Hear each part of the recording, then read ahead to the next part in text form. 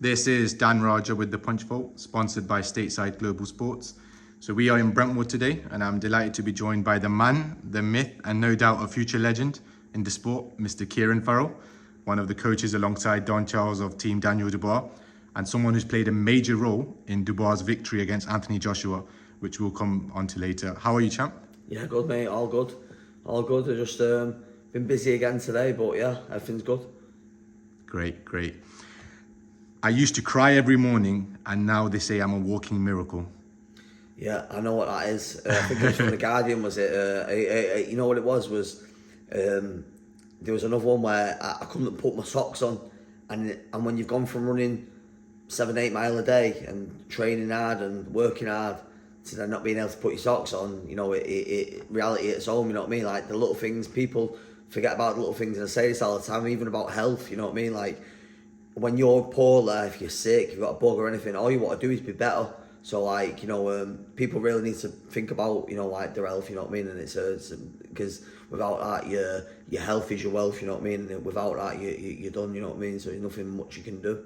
100%, an amazing story. And for all the viewers and listeners out there that are listening to this, you've got to check out Kieran Farrell's incredible journey. Only 12 years ago, actually, which must seem like yesterday to you, Kieran, obviously fighting Anthony Crolla, who went on to become a world champion, and no doubt you were en route to become a world champion too. However, in my opinion, I think you achieved something far better and far superior. So, Kieran, do you think that was a blessing in disguise? Yeah, you know what, to be honest, like, to be fair, it's, what's it called, you know, when I actually sit back and look, I've been boxing since I was 7-year-old. I went to the boxing gym when I was 7-year-old, boxed all the way through the amateur national champion, boxed for England, beat everybody who was in front of me, and turned professional at age 18, young, went 14 and old, then I ended up boxing Crolla. My life was just about boxing and to become a world champion, and when the reality hit home that I couldn't then do that, it was like, right, what we're gonna do now? Yeah. And I really love boxing, you know what I mean? And I think even more so that then when I got told that I couldn't do something, you know, I wanted it more than, you know what I mean? And then like, but it's physically I can't actually do this now, so what am I gonna do? I'm gonna open the gym, I'm gonna train the next Ricky Hatton or train the next Kieran Farrell, you know what I mean? And I'll be honest, like, you know, I had my gym there for, I think it was 11 years, yeah. I shut it in 2023 when I moved to Brentwood, and I had it from 2013, so yeah, it was 10 years actually. 10 years I had the gym, and we had schoolboy champion, national champions, schoolboy champions, juniors, youths, European gold medalists with Emily, world bronze medalists with Emily, boxing Team GB with Emily, you know what I mean? So like, we're everything what I wanted to do with the gym, if you will, I sort of done it, and then it was sort of like we just finished the schoolboys 2023, and it was like, look, what do you want to do? Do we want to take a risk and roll the dice and just go with life and see where it takes us? Because I'll be honest, Dan, for me, it doesn't matter where I am. I know that what I am good at, and that's boxing. I'm good at boxing, and I'm good at teaching boxing, you know what I mean? So like, I know people think I'm just a pad guy, but that's all smokes and mirrors. I'm that guy who can teach you how to do this and teach you how to do that, as you know yourself, Dan, you know what I mean? And implementing little certain things, again, with fighters, and tweaking little things and adding to people's game, man, you know what I mean? Adding to people, the fighters' games, and just showing them what their true potential actually is. I am that guy, you know what I mean? But like I say, can be masked as the padman. I don't mind. Sky Sports said I was the best padman in the UK, so fuck it, I'll call them that, you know what I mean? It is what it is. It's still not a bad thing. It's not bad for business either, you know what I mean? So it is what it is. But like, yeah, more than that, I'm a teacher of the sweet science of boxing, and that's what I've been doing for a long time now, you know what I mean? And yeah, just I think obviously the inclusion of me with Daniel Dubois' team and you know, helping Daniel beat Ergovic, and then and that was actually like the world title fight for me, in my opinion. The world title fight was beating Ergovic, and then the cherry on top was beating AJ at Wembley, you know what I mean, in front of 96,000. Yeah, so yeah, it was good. Did you see that any early signs that you might be a good coach or a good pad coach or a good technical I'll coach? be honest, I was teaching my brother when I was a boxer. When he started boxing, so he would have been, I think about 13-year old maybe. I would have been 16-year old, and I was taking him on the pads then. But he was southpaw, so I was learning to do it southpaw anyway. You know what I mean? So I sort of learned by taking southpaw, my brother a southpaw on the pads, and he was unbeaten, amateur unbeaten, professional. He was a very good fighter, Nathan, and. Yeah, I knew we were capable of doing it, and I think when I opened the gym, I was really nervous, thinking, "Wow, what if the kids don't like it?" You know what I mean? But then the kids loved it, and I loved it, and when things escalated, and like I said, like we said, the man, the myth, the legend, and like I got a medal off the Queen, and I was sat in Buckingham Palace at age 25, like thinking, what am I meant to be doing here? And I've had a bit of a mad life, to be honest, a mad story, and it's still early chapters. To say, everyone says, "Oh, you should bring out a book," with all the dark side of the life, the good side of the life. I'm like, but there's so many more chapters to go. You know what I mean? So like, it's far from done, this journey, you know what I mean? 100%, Kieran. And as I mentioned earlier on in this interview, for all the fans and viewers out there, I'm going to put a link in the description to 2 documentaries, one by Sky Sports and another really good documentary, more of a lengthy one, which explains the incredible journey that Kieran Farrell's gone through, the highs, the lows, the difficult challenges, and all the things that he manifested, which we've spoken off camera quite a lot about. An incredible journey, to say the least. And I just want to say a massive, well done to you, Kieran, for, battling through all of those difficulties and challenges. Most people, when they would have got a health scare like that, would have just called it quits and said, okay, that's fine. But you were such in love with the sport, you didn't give up, you continued to pursue, and not only to continue to pursue the career in boxing in some sort of capacity as a coach, but to think, okay, I want to be the best at this. I wanted to be the best boxer. I wanted to be a world champion, one of the best fighters out there in the world.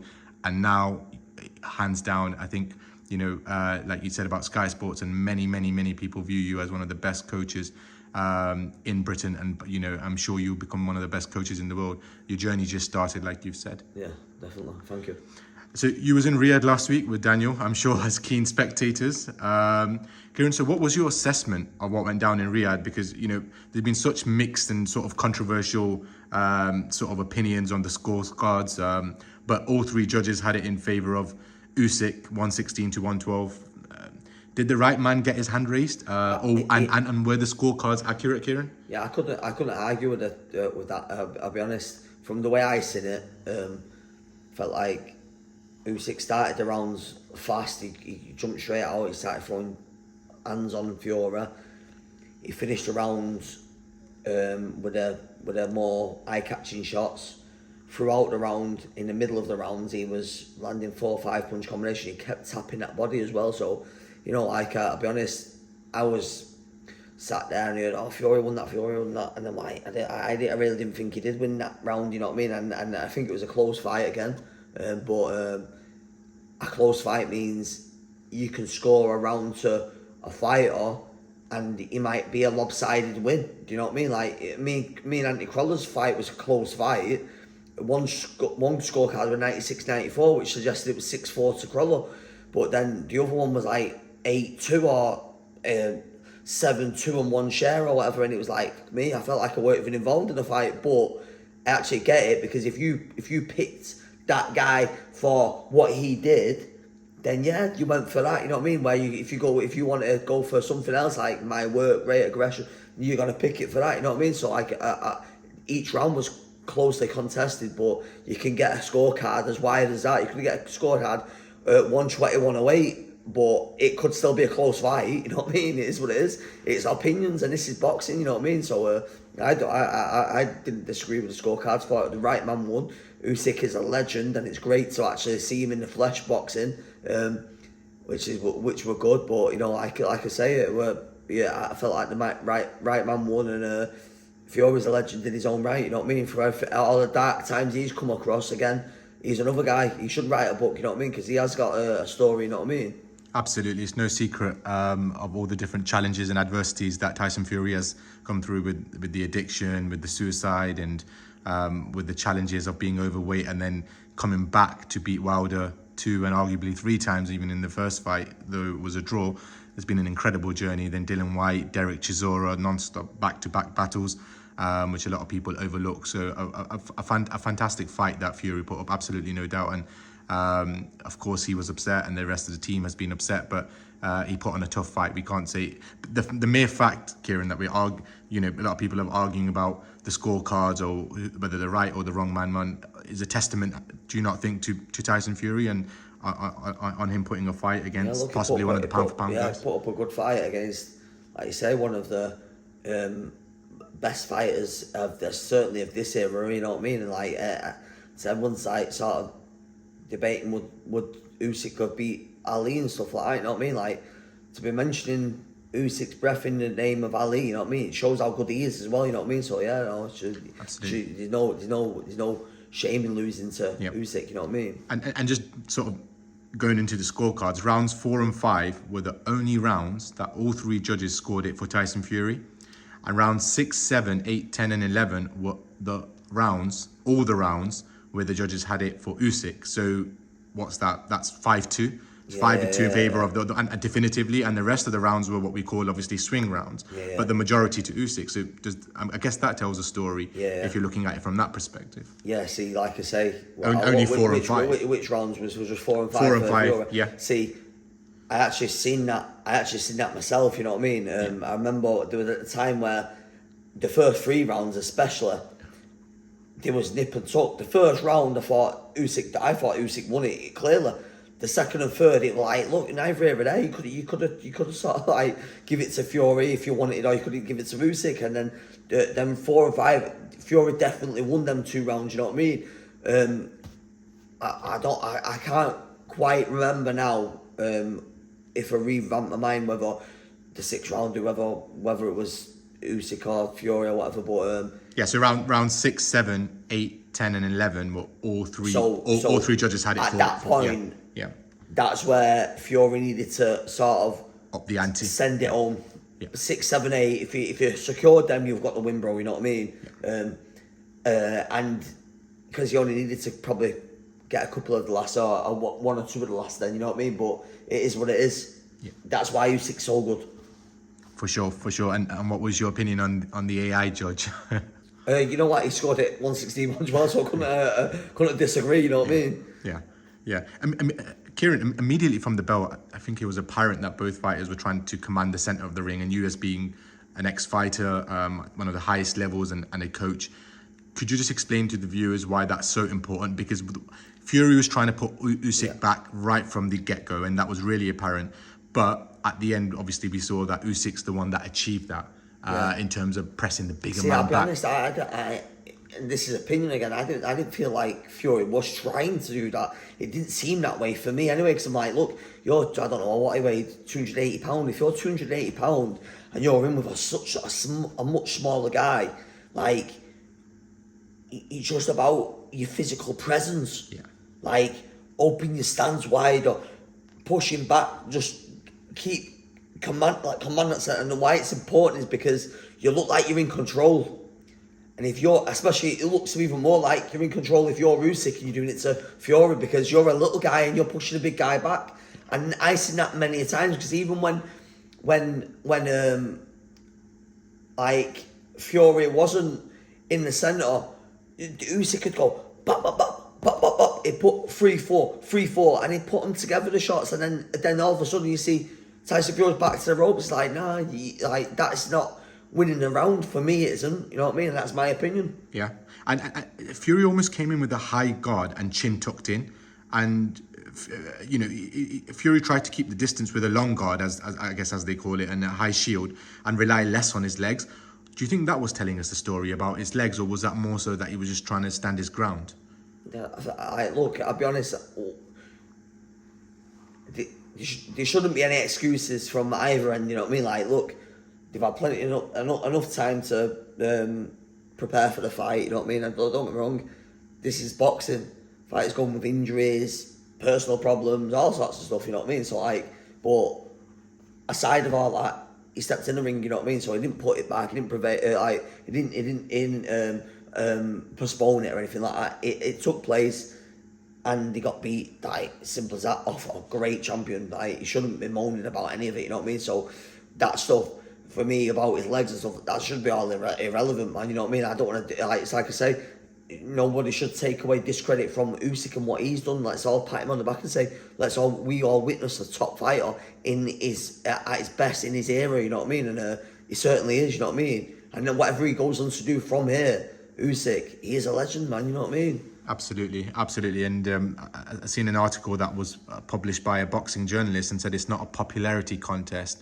It's about the right man winning and the right man getting his hand raised, and who was better on the night and who put obviously the right efforts and the dedication. And we're not saying obviously Tyson Fury didn't do that, but Usyk's work ethic, constantly being on top of it, being really ring aware, I think was something really, really refreshing and spectacular to see. It was beautiful to watch in person, man. Honestly, like, it was great. I watched him come out. I was like, "For me, this is good. This, you know what I mean?" Like, I was like I'm a boxing fan, you know what I mean? Like, and it was great to watch, you know what I mean? Like, don't get me wrong, it was great to watch. It was. Yeah. And you mentioned about Tyson's weight. I think came in 280 pounds, 20 pounds heavier than his last fight, and Usyk. And he didn't look in great condition. Yeah. I'm not going to call him, you know what I mean? But because he's a big guy, and he's going to be like that. He's always been like that. He's always carried a bit of weight, you know what I mean? Like, these fighters who box better, like, look at George Foreman, man, you know what I mean? He didn't have a six-pack, you know what I mean? He had a big belly, but he could punch. He was an heavyweight boxer, you know what I mean? Not every heavyweight's got to have a six-pack and biceps, you know what I mean? It's not that, you know what I mean? But Tyson Fury, I'm going to say, like, look, he come in that much heavier than last time or whatever. I don't know how much heavier it was than last time, but 20 pounds, yeah. Yeah, he looked like he put 20 pounds of muscle on, you know what I mean? Like, he looked like he was carrying a bit of excess, you know what I mean? So whether that was his tactic or not is another thing, you know what I mean? Maybe it might just been that he'd been eating that much after the last fight that he couldn't shed that much weight. So he come in 20 pounds heavier because he got rid of 20 pounds, but he worked 40 pounds what he got rid of, you know what I mean? Yeah, yeah. And if we look at AJ versus Ruiz, the first fight, Andy Ruiz, AJ went in there putting full power behind his shots and committing to the shots, which is I guess a term that's used by a lot of coaches, where if you're going to throw the shot, don't stepping into the shots and committing fully with the shots. In the second fight, you've seen him a lot more spectacle. Why? Because obviously he got hit and not being accustomed to being hit. Though in a similar scenario, Fury had been hit by Wilder in the first fight, he got up from it and he continued, and then he beat him twice convincingly. Now, do you think that what Usyk did in the first fight had a mental effect on Fury going into the second fight? Because then we didn't see Fury commit with the shots. It was almost that as if he was reluctant to throw the shots fully, of being cautious of what might be coming back, and that could have potentially caused him the fight. What are your thoughts on that? I don't. Personally, like, if you was a fighting man, I know for a fact that if you said to him, you can have Fury Usyk free outside the RIYADH, the Kingdom Stadium, bare knuckle, you have it there, and then he's a fighting man, you know what I mean? So I can't see him thinking that too much of that, but it's definitely a thing as well, though, that, you know, like, look, I'll be honest, I personally don't feel like that would have played any part of it. I just feel like he went in there with his tactics about how he's going to box it. He said, how are you going to box? He went, I'm going to make small adjustments because I lost a close fight last time, so them small adjustments will be the adjustments I make to win. But again, maybe we're just seeing Fury decline a little bit now. Maybe it's just that he's coming to the back end of his career and Usyk's just not, you know what I mean? Usyk lives that life outside of the gym. That makes a difference, massive. Every kid watching, if they're watching this interview, they need to look at this and think, it starts now. If you're eating a load of shit or drinking beer or taking drugs or not living the life aside of boxing, then you're going to get found out. Like, you will get found out. So, like, it's time to fix up now and take it into, and look at Usyk. That fucking cunt's having a pineapple juice after his fight. He ain't asked about a beer. Do you know what I mean? So, like, he's living that life. And if you live that life, you know, you're going to get that success, and you become an animal. Like, he's like a boxing machine right now. He's a boxing machine, and like, it's hard to beat a boxing machine. You know what I mean?